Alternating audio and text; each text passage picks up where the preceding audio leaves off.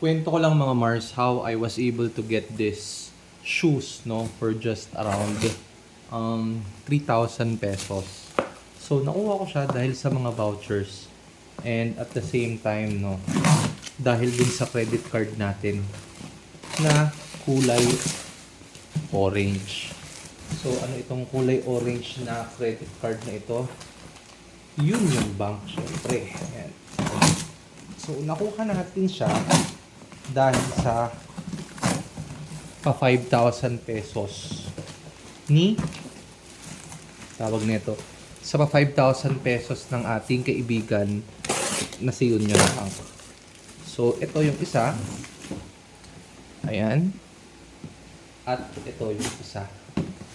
So yan, nakuha natin yan mga Mars. Ayan, mga Mars ng just around 13 less 10 kasi nga tig 5,000.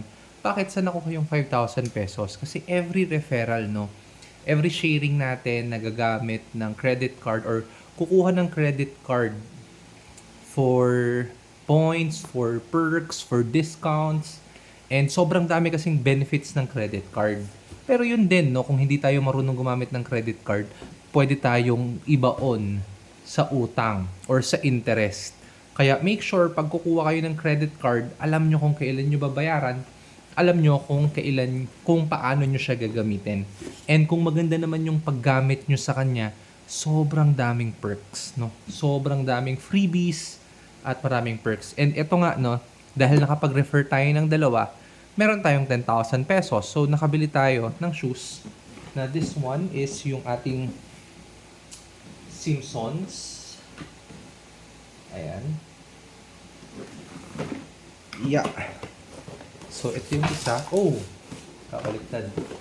Mali pala. So, ito yung isa. Ayan, yung Simpsons natin.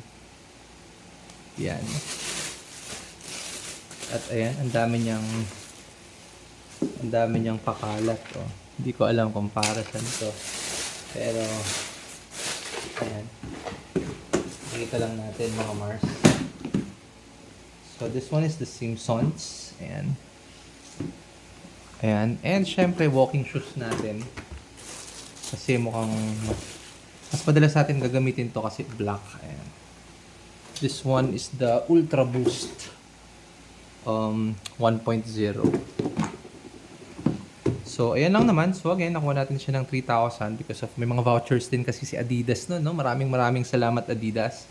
And ayan na nga, kulay orange siya. So, if gusto nyo rin ng ganung perks from our friend na Union Bank credit card, ayan, andyan lang yung link.